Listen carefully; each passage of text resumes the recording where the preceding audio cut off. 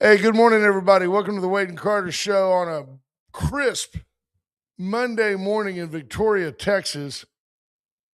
I decided to wait. We're not doing a lot of music these days because it seems to make the computer want to buffer.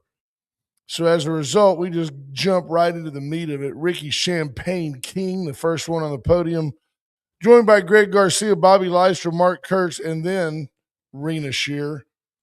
Scott Snow, Marvin Mickish, Randy Langston, Tammy Keeling, Linda Long Christ, as opposed to the short Linda Christ. P. Strauss in the house. Good morning, brother. Hope you're doing great. Let's get this day rolling. There's some things to talk about today. I think it's going to be a good show. It's hard to top last week. Cody, feel free. Yes, sir. I know how I feel about the show, but tell us how you felt about the show. It was absolutely amazing. Wasn't it amazing? Which show are we talking about? I don't know. Johnny Carson, of course. Okay. 38 degrees in Victoria, Texas. The weather brought to you by the great folks at AT Deer Feed. Just got a note 5 minutes ago from Jackie Parsons to let you know that she will have cubes. Let's see what here. They will be restocked with cubes after lunch today. Ernesto, good morning, brother. Lisa Poole, Jordan Glass, Andrew Alvarez, Scott Tomko.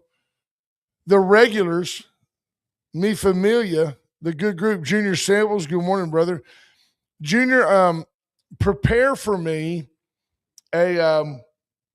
just a quick, suitable to be read synopsis, summary, overview, review of Melania. Debuted in theaters all across the country, 1,778 theaters. Amazon paid $75 million for this documentary to both to own it and promote it. So my thought is that it'll be on Amazon, it'll be on Prime. You can watch it soon, but it's also in theaters. It was predicted to do somewhere around $2 to $2.5 million in revenue, but it did $7 million. So I don't know where the numbers fall. It recouped roughly 10% of its cost. On day one. Okay. I don't know what that means. I don't know if you can expect it to be stronger, as people like Junior tell other people, or if that's it. The people that wanted to see it went to see it. I do find it interesting, and I don't see this for every movie. They pointed out that the demographic was heavily driven by viewers over 55. That was 78%. And women over 55 were 72%.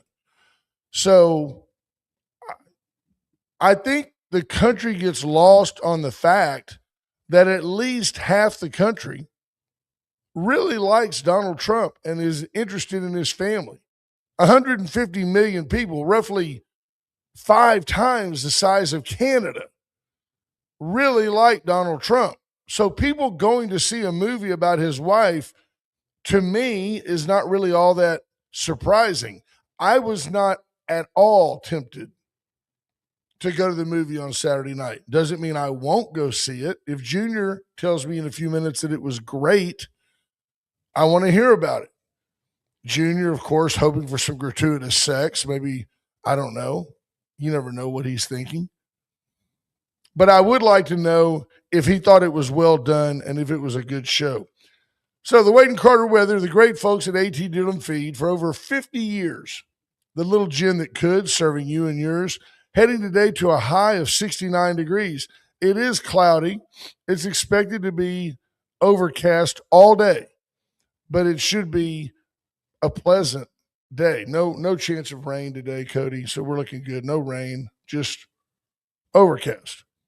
Tomorrow, 59 to 76.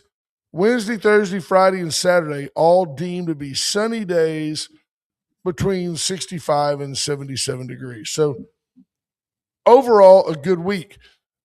Belies the fact that Punxsutawney Phil, this morning at 6:07 our time, according to Commander Cody on the Brand Yes, S sir. on the Brand S keyboard, We have the live feed over here. he saw his shadow, indicating, according to the folks in Pennsylvania, that we're looking at another 6 weeks of winter. The winter has not been prohibitive to us. There have been some Texans without power. There have been folks in the north who have suffered some with really cold temperatures. But if you'll recall, last winter was basically the winter that wasn't. We hardly had any winter really at all. So this is, to me, more of a normal winter cycle. We'll see how it goes. Love to welcome all of you folks into the Atzenhofer studio. For over 100 years, a South Texas tradition.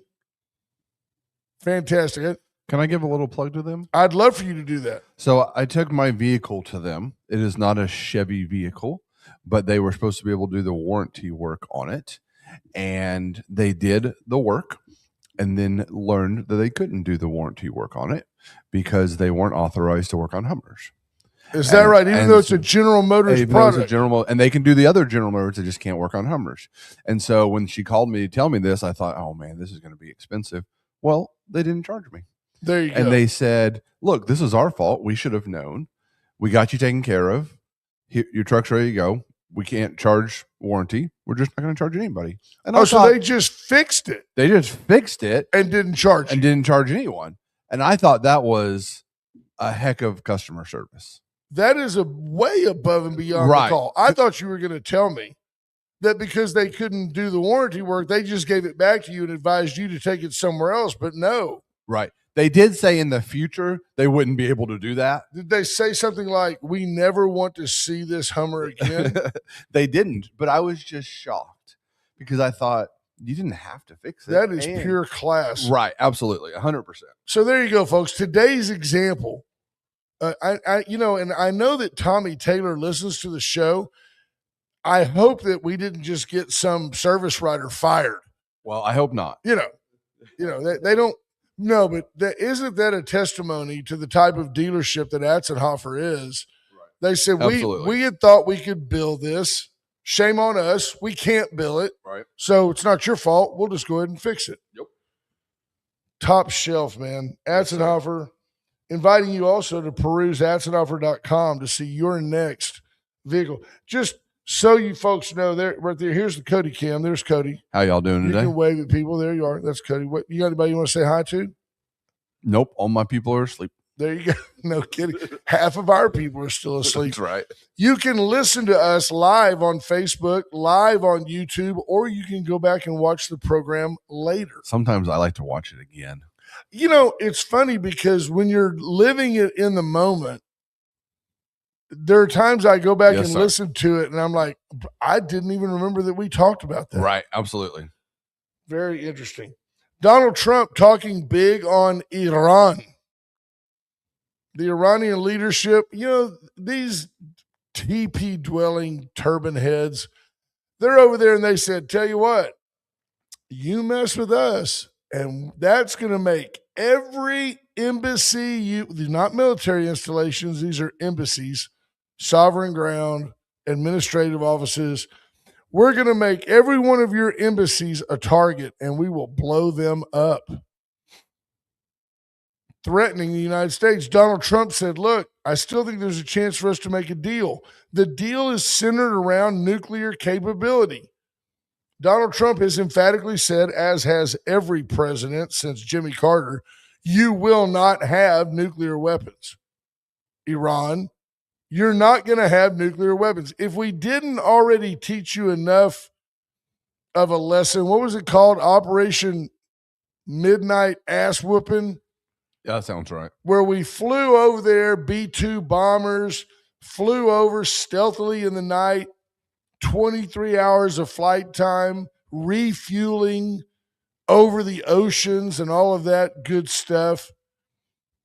No boots on the ground, no American lives really endangered, totally skirting all of their air defense systems in a Top Gun Maverick move, going in, bombing their facility,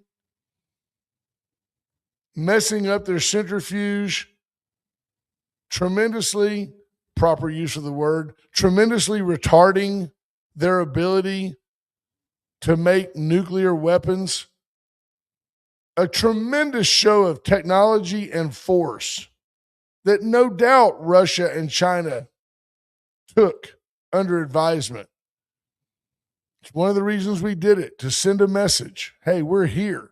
Same thing with Maduro. We can go in, land in your military base, take the guy we want, lose no troops, and leave. And the next day, that guy's being arraigned in New York City. It's incredible. Trump showing off, flexing the abilities of the United States military. But Trump saying, I'm trying to make a deal with you people. Hi, Tommy Kingston, BJ Nelson, Justin Glass. Junior Sample says, Melania, what a very well-made and enjoyable movie. She is the epitome of grace and charm, a must-see. There you go. Good morning, Kathleen. The real Junior answer, he says, that girl would look good in a gunny sack. Peter McNally says, Dim's victory in Fort Worth. Okay. Is that, let's see. I don't know about that. We'll have to talk about that. Peter, tell me what you're talking about.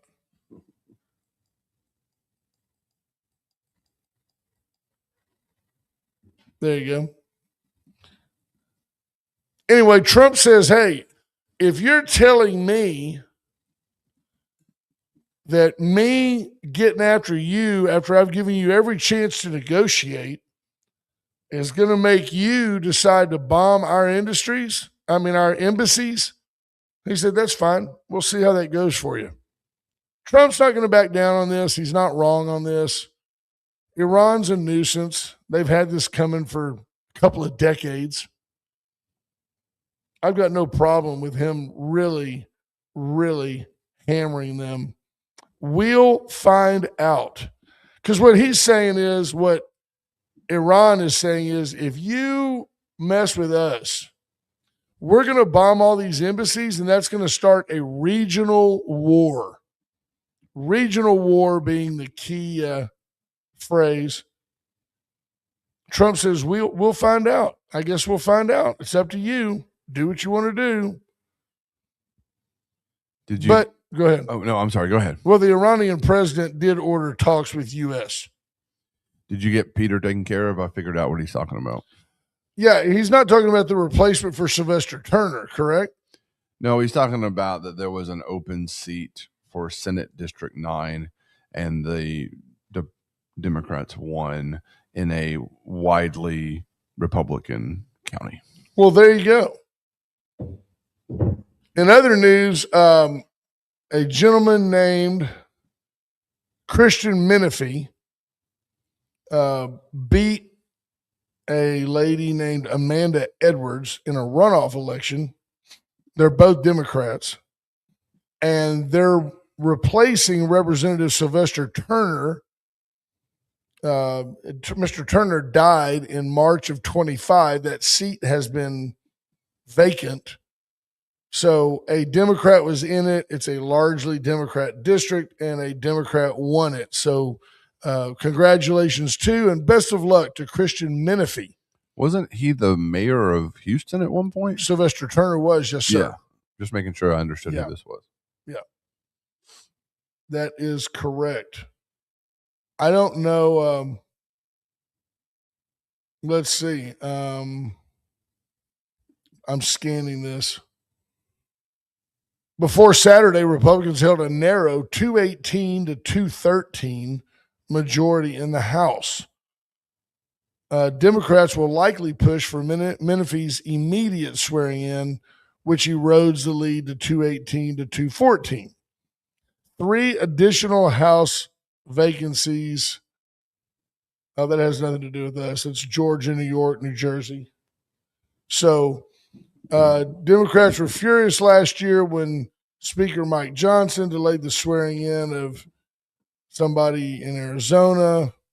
Yada, yada, yada. Nothing much, no more real meat there. Just know that Sylvester Turner's seat has been refilled by a gentleman who's only 37 years old. His name is Christian Menifee. So good for him. And I wish him the best. I hope he does well. So Trump talking big on, really big on Iran. I don't know what's going to happen there. We told you several weeks ago it was just a matter of time. I think Israel and the U.S. are forming a joint response to the pain that is Iran, and I do look for them to get hammered. So I don't know what happens there. I'm not worried about Iran at all. It is what it is. They've been warned. They've been advised. They should know. So other news we talked about was Punxsutawney Phil.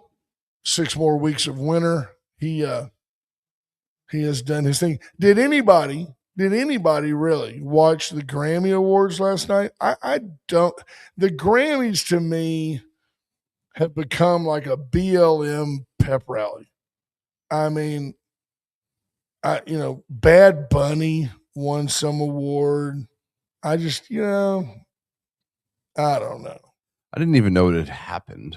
No, which I think shows the validity of it anymore. There was a time when the Grammy Awards and the Oscars, they were big deals. I think in part, if I look back, like my parents watched the Oscars. I think that the ladies, now we know maybe some of the men wanted to see the gowns. They wanted to see what everybody was wearing. But you also, at that time, you didn't have internet overload where you saw these stars every day, whether it's in People magazine or online. You can Google up, pick somebody, Mariah Carey, and see her in 50 different outfits. It's not like you need to watch to see, oh, that's what he looks like. You don't need to do that anymore. We know now, right? Yeah. So as a result, I think that people don't pay as much attention to that. But I also know that, when what's his name? Bad Bunny got up to speak. He said, before I thank God, I just want to say ice out. Well, when your immediate response to winning a highly acclaimed award, I mean, winning a Grammy is a big deal. When you're a Grammy award winning artist, you're always going to be called that from then on. When that is your statement right off the bat, I mean, you're just hitching your wagon to the wrong, to me, you're hitching your wagon to the wrong pony. But that's okay. I mean, that's why they do what they do, and that's why I don't watch it. I just, I don't care. Speaking of not caring, did anybody take their time to go down and become a part of the Me Too movement known as the Patty Dodson protest this weekend? I don't know. I will tell you that I have a good friend that drove by and tongue in cheek put down the windows with his grandson in the vehicle, his daughter, her husband, and they somewhat jokingly played, Ice Ice Baby as they drove by to not only be flipped off, given the bird by one member of the, I heard there were 20 people there, protest, but also someone yelled, F you at them. Wow. Yeah, so these are Victorians in theory. I don't think they bust them in. I just want you to think about, to me, protest is, first of all, it's useless. But second of all, I mean, I'd much rather if you, the next time you want to protest, go over and volunteer to help serve food for Trish Hastings at Christ Kitchen. Much more effective. You're actually doing something.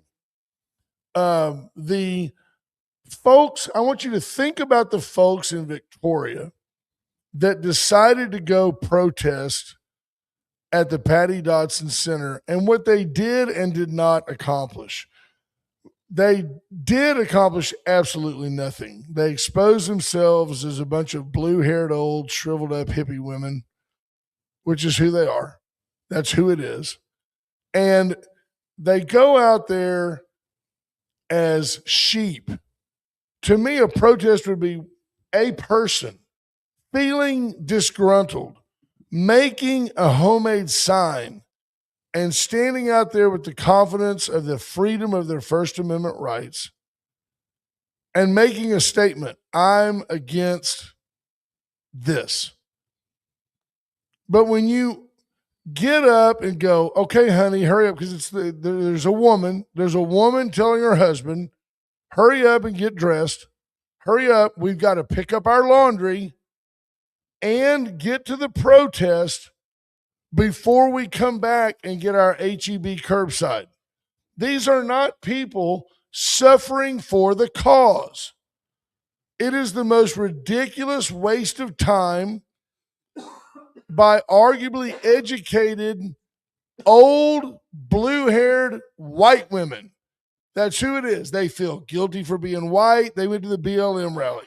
They feel guilty for being rich. They go to the, whatever rally. It's not your fault your husband's made a good living. You can call me sexist, but prove me wrong. Go to the next protest and see who's there. It's a bunch of old women and a bunch of embarrassed husbands. That's exactly what it is. There's no man who has not been emasculated who's out there going, get ICE out of my town. It's not happening. You're a liar if you say you went voluntarily as a man. You're a liar. Don't lie to me. I don't like liars. I don't suffer fools well. We're going to take a quick break because you people probably need it after that little lecture. And you leftist fools are listening because it's what you do. You listen, you lurk, you hide in the background, ashamed of who you are, embarrassed to be white, embarrassed that your husband had a job, embarrassed that your tennis game sucks, and now you got to find something to bitch about. So sit on the sidelines while daddy takes a break. USA Concrete Coatings, 578-HOME, 578-HOME, inviting you to have Charlie Garcia come out and give you a quote. Come over here, Bubba. To give you a quote to sand it, seal it, stain it, paint it, whatever you want done to your concrete flooring. He can help you, and you will be thrilled with the results. Palace Bingo, where friends meet friends. Bunches and bunches of money given away every week to winners at Palace Bingo. Get in and check it out. What else you want? Let's see. Cody, talk to me. How about brand us? Reach That's out us. To brand us. Tell a little bit about what you do. We build amazing websites, but the biggest thing we do is we help people understand what they're paying for and what they should be paying for. And not the biggest, I just said that, but the thing I want really people to take away about knowing about us is that we don't talk to you over your head. We don't work with you and make you feel like you're dumb. We just want to help people. And that's why we started our company. There you go. The chopping block, get in this week. Beef, chicken, wrapped vegetables. Cody, I want you to go in there and in the comments section, there's a comment by Jennifer Rayburn promoting the VISD Education Foundation event that's coming up. And let me get down to it. Let's see. Yada, yada, yada, yada, yada. Is it the concert? Yes, this Saturday. Yeah, it's already on our website. Okay, there you go, folks. Go in and you can get your tickets to Roger Krager at Club Westerner, February 7th at 7 p.m. Going to be a good time. You'll want to do that. Linda Chris says she's already got her tickets. There you go. It's going to be great. Chesnick Furniture. Chesnick would love to make your house a home. Get in and see why you just always do better at Chesnick. Hope that you have the furniture you want and need. They've got it. If you don't, get in and get it. You'll be glad you did. I'm a little bit discombobulated, which is very rare, always in control. But I want to bounce over and talk to Vance Riley.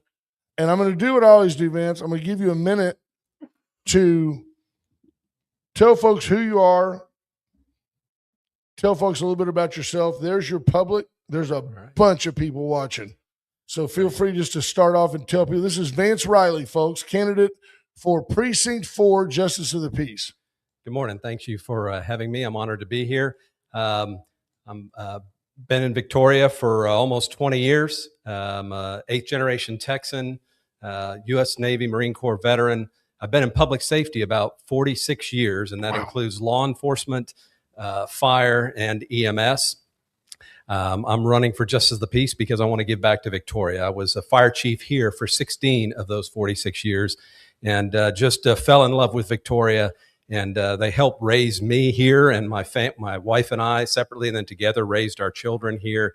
And I just want to give back to the community that took care of us, put bread on my family's table. And I think with this experience, also, I have a bachelor's from Texas A&M. Oh, there you go. If I were one, I would say, whoop, but I'm a Texas grad, so I go, so. And a master's in public administration from Drake University. And with that education experience and all the time I've had interacting with people in tremendously difficult situations gives me perspective that I feel makes me fit for that office.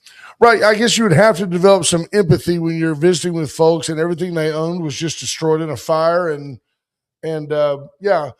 So I'll ask you the patented Wade and Carter question. We always say, why this position, why now, and why you? Okay. This position is, the current judge is retiring, and I looked at things to do. I've retired as a full-time fire chief. And again, as I mentioned before, I want to give back to the community. And, I've pointed guns at people. I put handcuffs on them. I've put them in jail. I've been there, as you mentioned, when their house burns down. I've been there when they've taken their last breath. I've delivered babies. It's a wide range. And I feel that all those interactions with thousands of people over these last 46 years gives me perspective. And that perspective of life and the empathy you mentioned gives me wisdom. And that gives me the ability to be a good judge and give judgment when necessary. So tell folks and enlighten me. I think I've got a decent picture of it, but what all is encompassed in being a justice of the peace? There's a lot involved in it. Justice of the peace do handle some traffic offenses, particularly when it comes to revoking somebody's license commercially, handle truants. Whenever the school district has done the best they can getting somebody in school, that ends up in the JP court. JPs set arraignments, set bonds for criminal offenses. A JP does not hand out any sentences for anything Class B misdemeanor and higher. They perform marriages. They also sadly have to go out sometimes and pronounce death because Victoria County does not have a coroner. So state law says the JP goes and does that. Again, another example where empathy is greatly needed. So if a law enforcement officer comes up on a scene and someone is believed to be dead, they're going to call a JP to come out and pronounce them dead? After EMS gets on the scene and those people can't do that. They cannot. Only a JP can pronounce on the scene. And the exception would be it's called an out-of-hospital death. Maybe the patient was on hospice or something like that, or under a physician's care, and it was an expected death. But it's an unexpected out-of-hospital death where JP would come in. When it comes to things like truancy, and this is me just picking your brain, and I think these are hopefully questions that our audience would ask. When it comes to things like truancy, does the JP have any ability to put teeth into that? Can you can you find parents who are chronically truant? The kids are chronically truant. Unfortunately, Texas changed the laws a few years ago, so there's not much teeth in it. I would like to work with the school districts and try to get it before they actually have to come to court. You can do things for the truant child. You can make them do various things. I've talked to several of the JPs, and they say it's a very difficult thing to really enforce. Awesome. Cody, you got a question? Help us out. Vance is running for precinct 4, Justice of the Peace. That's going to be kind of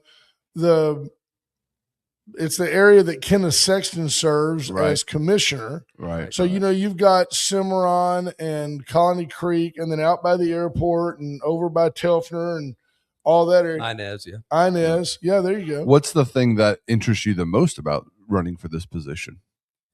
Well, throughout my career, I've been in appointed positions, and it was interesting. I have a great respect now for people who run for office. It's not as easy as it seems. There's a lot behind it. And I think particularly for this position, it's such the variety of cases that come before the JP court. I have an analytical mind, and as you mentioned, that empathy and that experience, and that's kind of intrigues me about being able to do a really good job as Justice of the Peace. Do you have any competitors or any people you're running against? That would be an opponent. Thank you. Yes, That's the yes, word. I do have one opponent. This is in the Republican primary. Yes, okay. All right. Christy Thurman says, if a kid doesn't want to go to school, let him be. I assume she's being sarcastic. My thought with that is we're already paying a bunch of money, and if a kid doesn't go to school, then that actually hurts the school district's cash flow. And if we don't get them through school, we're probably got a better chance of paying for them later on through our penal system. So yes, we need to get them in school. We need to act. High school may not be for everybody when you get in those upper grades. There are some vocational technical programs that someone may be interested in. We need those skills and trades as well. I've been there. You mentioned a home burning down. I've been there when a child was truant from school, came home, played with matches, and burnt half the family's home down. So like you mentioned, if their butts aren't in the seats, they're out on the street, and then that's going to cause problems later. We're going to pay for it with our that tax rhymed. Put your butts in the seats, not out on the streets. I like it. I like it. Yeah, it reminds me of Judge Smales on Caddyshack. He said, "Well, I've sentenced boys younger than you to the gas chamber. I didn't want to do it. I felt I owed it to them." I like that. Yeah. I tell you what, I'm excited for you. I know that. So tell folks, early voting starts February 17th. February 17th, and the general election is March the 3rd. March 3rd. So it's a short window, actually, with February being a short month. It's a short window for early voting, and then March 3rd. And today is the last day to register to vote. There you go. If you haven't registered to vote, go register to vote. You should do that today. You can go to the Patty Dodson Center, pull in. Somebody will help you get registered. It takes about a minute and a half. Yep, very short time. They're trying to pass – I'm trying to remember if it was nationwide or statewide. They're trying to pass now that you must show up with verifiable identification just to register. Usually you could register anytime you want, but you couldn't always vote if you didn't have the right ID. But now you've got to have it just to register, which kind of makes sense to me. You got to have it to open a checking account. Right. Get it out of the way ahead of time. What else do you see? What do you see as challenges for the JP's office and or ways that you can make your office more efficient or better? I think all the JPs do a really good job here in Victoria. The challenge is really, in talking with the other JPs, has been that truancy thing, because there's not a lot of teeth behind it, and so that goes back to some. There's got to be some programs or something that we can get the truants in. I was in a mentoring program in one of my previous jobs where I spent 1 hour a week with I'll call it a disadvantaged child. And I didn't know what I was doing, but they put me through training and a background check. And so 1 hour a week, I met with a junior high boy. And I said, how am I going to be effective? And they said, just showing up is all you need to do. Yeah, I've seen those commercials. I think it may be Big Brother, Big Sister. Mm-hmm. I don't remember which one is Boys and Girls Club. I don't remember. The guy says, you don't have to be a perfect father. Just show up. Exactly. And I like that a lot. I think there's the idea. I've seen those situations where the child that needs attention is reluctant to receive it until they realize that you're committed. Right. And it may be that them coming into your courtroom and you saying, "Hey, I care. I wouldn't be here if I didn't care about you. Now, what are you going to do to show you care about yourself?" I think you can have a great influence Absolutely. as a mentor figure for a young person. I also think another JP issue I've heard is that squatters, people showing up in somebody else's home where they're not there, maybe they own it and they're from out of state, and they're trespassing. They need to go immediately. I mean, they may be disadvantaged or have some issue while they're there, but that's somebody's property or somebody's business, sadly, in some cases, and they need to be removed as quickly as possible. Amen. No, I agree. I think Victoria's done a better job. With the people that are panhandlers fall under your purview as well? Not sure, to tell you the truth. That might be more under a city ordinance if the city has anything like that. And so then that would obviously go to municipal court. And then is your office the one that's on Mockingbird? Yes. Okay, over by Shenandoah. Right, by Mockingbird and Guy Grant. Yep, right there. I've seen it. Mm-hmm. I think I was there once. I don't remember who I went to support, but I think I've been there once. It's just like an office space with a little court bench. That's pretty much it. It's a valuable office because I think it does take some heat off of the court system, and yet they're volatile situations. I mean, people are emotional. They're passionate enough to end up in court. A lot of them. So it's worth doing. Now, is this? Had you ever thought about this before, or did you just say there's a need and I've got the time and I'm willing to get in there and do it? I'd thought about running for office before, but truly enjoyed being a fire chief for all those years, and I just saw a need, saw the opening, and I thought I have the skills, training, and ability to do that. What are you hearing from people on the street? I've seen you've been very visible. You're out. You're to say you're campaigning isn't necessarily fair. That almost has a negative connotation. I've seen you out meeting lots of people, and what are they telling you? I'm getting a lot of great support from the community. They remember our work everyone did together when I was fire chief here for those 16 years. I'm getting just a lot of support. And again, I think I'm getting a lot of confidence from the public out there that experience does matter. They also know me to be pretty much a very calm, cool, collected, mature, respectful person in my demeanor. And that's what I try. That's the way my parents raised me. And I think that is something that's required to be a JP. Awesome. You have anything else you want to share? We're visiting with Vance Riley. He's running for Precinct 4, Justice of the Peace. He's got a long history in law enforcement and EMS, and of course, police. I was a fire chief here and around for 16 years. So what else? Take a minute and tell them what you want them to know. I think I want you to know that I want to work for you. I want to be the fairest judge possible. I can assure you that I will listen not to one side, both sides, but I will listen to all sides and take everything into consideration and work out what's best for people in court. You know, most Texans, if they ever end up in court, it's either a municipal court, usually over traffic, or it's a JP court because somebody didn't pay a bill, or it's a small claims or something along those lines. And that's kind of that first level where the people come, and I want to be that people's judge, that JP that's fair and is known for that kind of reputation. Man, that's fantastic. I appreciate you coming in and spending a few minutes with us. Early voting starts on February the 17th. The election is on March the 3rd, the day after Texas Independence Day. Exercise your right and exercise what I think is your duty. Find a candidate, become informed, and I hope that our time with Mr. Riley has helped you formulate an opinion. I don't think most people day in, day out understand the breadth of the role of a justice of the peace. I don't think they do. There's a lot that goes into, I mean, your docket will be full every day with people that default on credit cards, that people that When you finally get to that point where they've told you we're going to collections, and then after about a year of them sending you nasty letters, you will end up in front of a JP.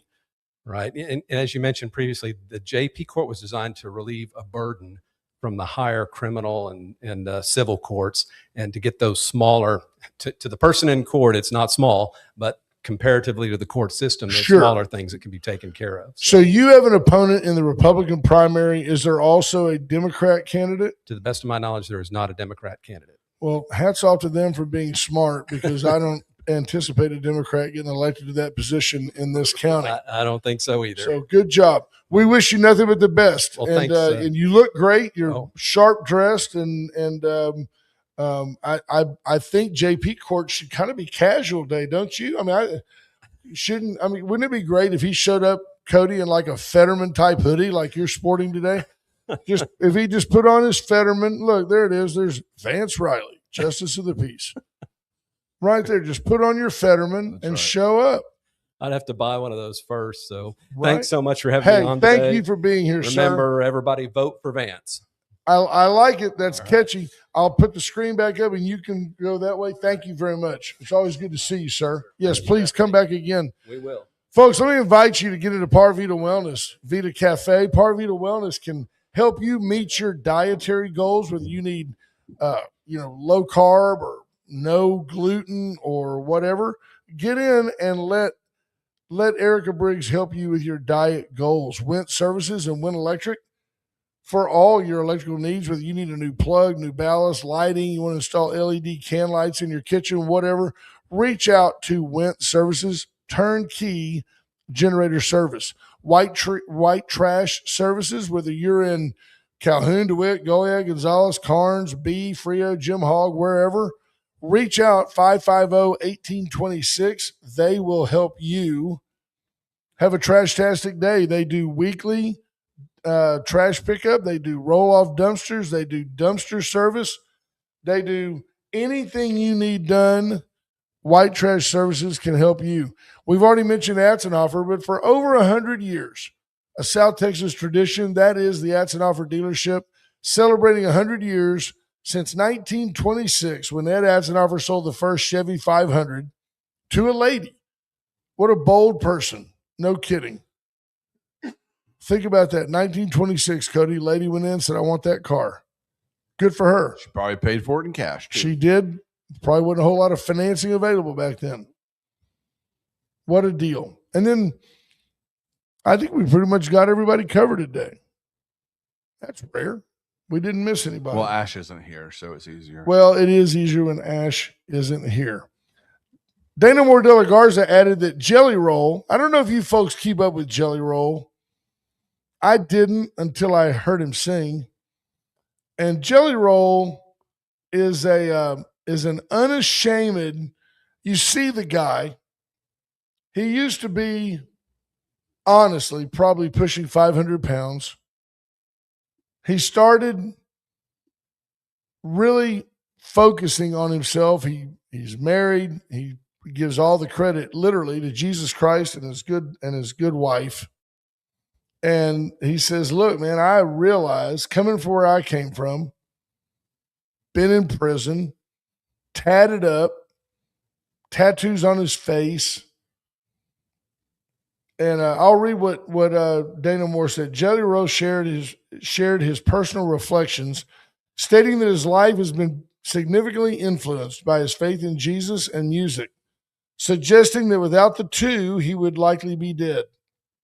He emphasized that individuals can establish a relationship with Jesus regardless of their perceived brokenness or political party. His message was particularly inspiring given the platform on which it was shared. Although not typically a follower of the Grammys, we happened to be scrolling by. Yes, he was certainly not in a Christian-rich environment. The Grammys it's not the Dove Awards. It is not gospel music. And many of those folks probably rolled their eyes, except that the witness is undeniable.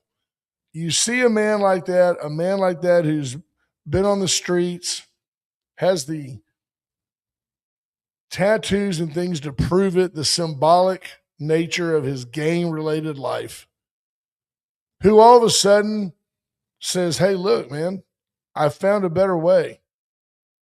And he's tremendously wealthy. He's a very emotional young man. I watched a video where he had bought a piece of property, 500 and something acres of farm and ranch land, and he was walking on it, and he was doing a selfie video, and he said, this is the first time that I've ever been on this piece of property. I found it and I bought it, and it's the first time I've ever been on my property in my life. And he got very emotional. He wept that about how blessed he's been and how, the Lord has blessed his life. And for those of us that believe, I'm not surprised. He's almost apologetic for his success. His humility is so large. And I've seen him on more than one occasion. I've seen him sing with Chris Stapleton. I've seen him sing with other folks where he's not ashamed to almost be starstruck. Like, man, I just can't believe I'm singing with you. Brooks and Dunn, and he's just like, wow, I'm singing with Ronnie Dunn. And it's awesome. I like the way he does things. There's a humility to it, right? Yeah, that's a humility of having been there, having been on the outside looking in. So you got that. I saw the other day, I'm just trying to pass along a lot of this on a Monday. I mean, yeah, we've got a government shutdown going on. I don't think it's going to last very long. And because it's not about free health care for the world, it's just not making that much news. But I did see where the now called the Donald J. Trump and the John F. Kennedy Center for the Performing Arts, there's a gentleman that runs that place named Grinnell, Grenell. And Mr. Grinnell, I've seen his comment, thank you, President Trump, for making the commitment to close the center for up to 2 years. The big, beautiful bill appropriated $257 million, roughly what we're looking for to bolster our schools. They put that money up to renovate, update, freshen up the Kennedy Center for the Performing Arts. President Trump saying, hey, look, I think we should just shut it down, spend the 2 years, get it done, and get back into it when it's complete. The director of the facility, who was not appointed or hired by Donald Trump, said that's the way to do it. Trying to have performances in the middle of a construction zone, it's not good for the performances, it's not good for the timeline, it's not good for the progress, and it's also a danger. So opponents, and I'll admit this is something I thought of as well, opponents of this move are saying that the reason Donald Trump wants to close it down for 2 years is because so many of the artists were pulling out and saying, we don't want to be there. We're not going to go because we don't like what Donald Trump's doing with ICE, or we're not going to go because we're convinced that Donald Trump is a serial pedophile rapist, or we're not going to go for any of the other delusional, hate-filled, ignorant comments about the president. And I think there's probably a little bit of that. If we're honest, Donald Trump probably said, let's just shut it down, then nobody can blame me for not showing up. But we will see how that goes. $257 million is a lot of money, but the president promising that when that's done, and apparently the plans have been done, that when it's done, it'll be the state-of-the-art performing arts center in the world, as it almost was. You've got the Sydney Opera House. You've got Carnegie Hall. You've got these places that are known for their amazing acoustics. But go ahead, Cody. Do you think that would cover the Wade and Carter International headquarters? Well, I think that our headquarters, we have learned through experience here at the offices at 205 that the high ceilings help the acoustics. Agreed. I think we will have high ceilings in Agreed. the Wade and Carter World headquarters. We've got the money saved now at about $300 a square foot. We can almost build a closet. But I'm thinking about, you see where over the weekend, this person, Renee Good, the person that got shot by the law enforcement officer when she tried to ram him with her car and actually did bump him with her car. And we're getting all down into the semantics. Was there contact? Did he fear for his life? I mean, I think he feared for his life. It's kind of a subjective deal, right? Do you have a headache? How bad is it? It's kind of like holding up that chart. How bad is your pain? Well, you're really saying to yourself, how bad do I want that painkiller? It's over here. It's the red one. It's bad. Well, Renee Good has a rap sheet. She got, by the way, her partner, the one that was going drive, baby, drive, was arrested at one point for physically abusing Renee Good's kids. Led to, in part, Renee Good losing custody of a couple of the kids. This was not a good person. I'm not saying she deserved to die. I think she earned it. She earned it. She messed around and found out. But I would not have gone to death with her. I would not have sentenced her to death over what she did. If there was a more efficient way to stop her from doing that than a bullet, I wish they would have employed that. And then dragged her out and cuffed her and then dragged her across the street and thrown her in the back of a paddy wagon. That would have been fine with me. But they didn't have time for that because they were in life or death situations. People are being distracted by these idiots. But people donated $1.5 million, Cody, on a GoFundMe account. The woman's dead. Any house the kid ends up in is going to be better than hers with the abusive step lesbian. So I don't understand why people, their derangement syndrome is so strong that they will donate money to support Renee Good, who was not good, Alex Pretty, whose actions were not pretty. These are people with rap sheets, records, histories.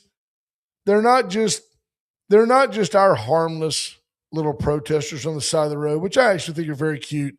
And nobody's given them more publicity than me, except maybe the most liberal bastion in the world, Crossroads Today. They act like, that I promise you, Christian Men United, CMU, we decide to go to the Patty Dodson and hold up signs that are anti-abortion.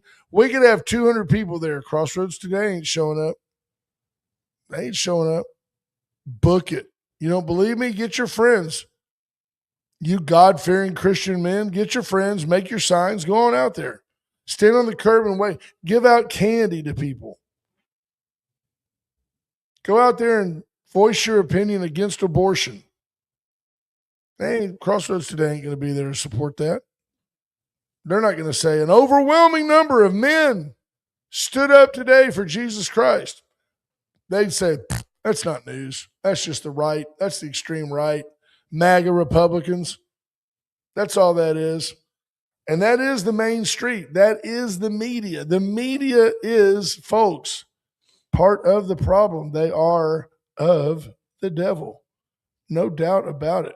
Yeah. No, Lisa Poole, Kathleen Leininger, they all saw. Yeah. By the way, Peter McNally, thank you, sir. Peter McNally says it's quite a building, the Kennedy Center for the Performing Arts. He's happy it's being remodeled. And thank you. I do think that the center is a bipartisan place. It's certainly not a partisan place. I like it. So, yeah. Junior Simple says auto-tune would also help the acoustics of this show. Oh.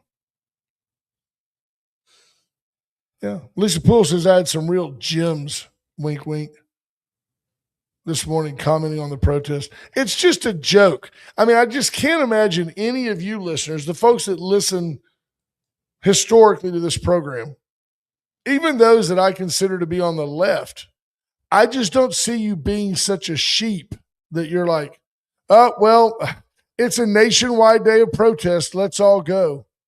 If you're not also the first one up for the nationwide day of prayer, your priorities are screwed up. I don't care if you protest. I didn't drive by.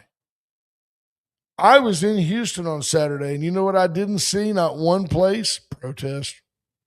Just didn't see it. They might have been at their own Patty Dodson, but I didn't see it. So I don't know. I don't know what you do with that. I wish you the best. If you think you're making a difference, I encourage you to call Trish Hastings over at Christ Kitchen and let them put you to work. Yeah. Junior Silver says, I'm not giving out candy on the street corner. That would just be a bad idea. Yeah. Yeah. Not to mention, Junior says the White House renovation is an issue. You know, that kind of went away. That kind of went away. You know, like once they complained and moaned, all the Democrats said, hey, man, wait, one of these days we're going to be back in power. And when we are, we can use that room. That'll be great. Yeah. Christy Thurman adds, I saw where Putin had banned all satanic church organization institutions. Not sure if it's fake news, but definitely interesting. It is interesting that I think today, let's see if I can find it. Gaza, the entrance into Egypt opened back up today.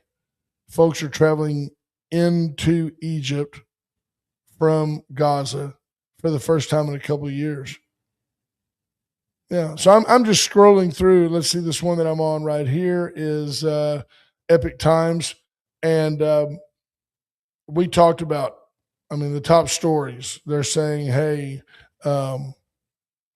Democrat wins the special election. Melania did a historic job. Trump Kennedy Center to close for 2 years. We're on top of the news of the day, pretty much per usual. Yeah. Chinese Communist regime has for the first time issued an official response to the ousting of 2 top generals after days of unusual silence. There's some factional struggles within their ranks, and just let you know that there are folks over there that when the economy gets tight, some of the Chinese folks say, hey, wait, man, we've got problems here. This is not good. And the communists don't like that. They're saying now that as military powers jostle for the Arctic, how far behind is Canada? Says the Arctic has become one of the most strategically important regions for military and resource competition. How is Canada's Arctic preparedness? Their military in that region clearly lacks behind. So there was a time, and I do think that if the rubber met the road, Canada would still be there for us. Because at the end of the day, without us, they're probably not going to exist. But their military, because of their endless reliance upon us, their military has lagged. Their commitment to military spending has been way down. Way down. So there is an increase in military activity in the Arctic areas. It's interesting. In 20, it was very low. In 21, it was 5 times as high. And then it dropped back down to twice as high, 3 times as high as 20. So now in 25, it's ramped up again. So now it went down. It was low under Trump. It went up and then down, and now it's spiked again under Trump. So, folks, that is the news. That is the news of the day. And we've reached the top of the hour. I wish you nothing but the best. I hope you have a blessed day. I hope you make good choices, and I hope that you're safe. Be careful on the roads. Ash will be back tomorrow. I'll probably be a little more acerbic when he's here. I hope you have a great day. Be safe, and God bless. Bye, folks.